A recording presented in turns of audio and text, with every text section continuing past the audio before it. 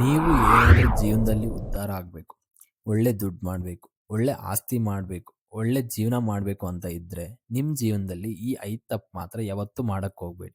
1. ಯಾವತ್ತೂ ಯಾರತ್ರನೂ ಸಾಲ ಮಾಡ್ಬೇಡಿ. ಅದ್ರಲ್ಲೂ ಬಡ್ಡಿಗೆ ಮಾತ್ರ ಸಾಲ ತಗೋಬೇಡಿ. ತುಂಬಾ ಜನ ಬಡ್ಡಿಗೆ ಸಾಲ ತಗೊಂಡು ಚೆನ್ನಾಗಿರೋ ಜೀವನನ ಹಾಳು ಮಾಡ್ಕೊಂಡಿದ್ದಾರೆ. ಸಾಲದಿಂದಲೇ ಮನೆ, ಮಠ ಎಲ್ಲಾ ಮಾರಿಕೊಂಡು ಬೀದಿಗೆ ಬಂದಿರೋರು ಇದ್ದಾರೆ. ಕೆಲವರಂತೂ 20%, 15%, 10% ಈ ರೇಟಲ್ಲಿ ಬಡ್ಡಿಗೆ ತಗೊಂಡಿರೋರು ತುಂಬಾ ಜನ ಇದ್ದಾರೆ. ಅವ್ರ ಜೀವನವೆಲ್ಲ ಬಡ್ಡಿ ಕಟ್ತಾನೆ ಜೀವನವನ್ನು ಕಳಿಬೇಕಾಗುತ್ತೆ. 2ನೇದು, ನೀವು ಸಹ ಯಾರಿಗೂ ಸಾಲ ಕೊಡಬೇಡಿ. ಬಡ್ಡಿಗಾಗ್ಲಿ, ಕೈ ಬದಲಾಗ್ಲಿ ಕೊಡಬೇಡಿ. ಕೊಟ್ಟು ದೂರ ಆಗೋ ಬದಲು ಕೊಡ್ದೇನೆ ದೂರ ಆಗ್ಬಿಡಿ. ಪರವಾಗಿಲ್ಲ. ತುಂಬಾ ಜನ ನಂಬಿ ದುಡ್ಡು ಕೊಡ್ತಾರೆ. ಆದ್ರೆ ಯಾರು ನಿಮ್ಗೆ ಮತ್ತೆ ವಾಪಸ್ ಕೊಡಲ್ಲ. 2-3 ವರ್ಷ ಆದ್ರೂ ನೀವು ಕೊಟ್ಟಿರೋ ದುಡ್ಡು ನಿಮ್ಗೆ ಸಿಗಲ್ಲ. ನೀವು ಕಷ್ಟದಲ್ಲಿ ಇದ್ರೂ ಅವರು ನಿಮ್ಗೆ ದುಡ್ಡು ಕೊಡಲ್ಲ. ಅದರಿಂದ ನೀವು ಕೊಡದೇನೆ ಇದ್ರೆ ಒಳ್ಳೇದು ಅಲ್ವಾ? ಅದೇ ದುಡ್ಡು ಬೇರೆ ಕಡೆ ಇನ್ವೆಸ್ಟ್ ಮಾಡಿದ್ರೆ ನಿಮ್ಗೆ ಇಂಟ್ರೆಸ್ಟ್ ಇಲ್ಲ, ರಿಟರ್ನ್ ಬಂದೇ ಬರುತ್ತೆ.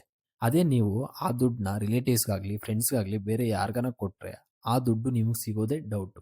3ನೇದು, ನೀವು ಯಾವತ್ತೂ ಸಹ ನಿಮ್ಮ ಸಂಪಾದನೆಗಿನ ಜಾಸ್ತಿ ದುಡ್ಡನ್ನು ಯಾವತ್ತೂ ಖರ್ಚು ಮಾಡಬೇಡಿ. ನೀವು ಸಂಪಾದನೆ ಮಾಡೋ ದುಡ್ಡಿಗಿನ ಕಡಿಮೆನೇ ಖರ್ಚು ಮಾಡಿ.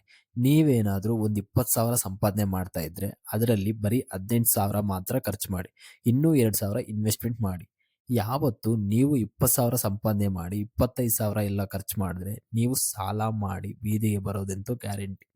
4ನೇದು, ನೀವು ಯಾವತ್ತೂ ಸಹ ಸಂಪಾದನೆ ಮಾಡಿರೋ ದುಡ್ಡನ್ನ ಲೆಕ್ಕ ಇಲ್ದ ಹಾಗೆ ಖರ್ಚು ಮಾಡಬೇಡಿ.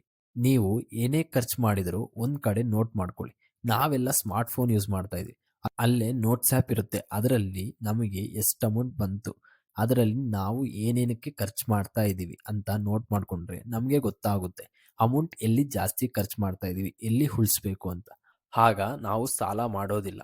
5ನೇದು, ಯಾವತ್ತೂ ಸಹ ಡಿಸ್ಕೌಂಟ್ಸ್ ಅಂಡ್ ಆಫರ್ಸ್‌ಗೆ ಬೀಳ್ಬೇಡಿ. ನಿಮಗೆ ಆ ವಸ್ತು ಬೇಕಿರಲ್ಲ. ಆದ್ರೂ ಅವರು ನಿಮ್ಮ ಕೈಯಲ್ಲಿ ತಗೊಳ್ಳೋ ಹಾಗೆ ಮಾಡ್ತಾರೆ. ಯಾವುದೋ ಒಂದು ಡಿಸ್ಕೌಂಟ್ ಇದೆ, ಆಫರ್ ಇದೆ ಅಂತ ಹೇಳಿ ನಿಮ್ಮನ್ನ ಯಾಮಾರಿಸಿ ಆ ವಸ್ತುನ ತಗೊಳ್ಳೋ ಹಾಗೆ ಮಾಡ್ತಾರೆ. ಆ ವಸ್ತು ಅವಶ್ಯಕತೆನೇ ನಿಮಗೆ ಇರೋದಿಲ್ಲ.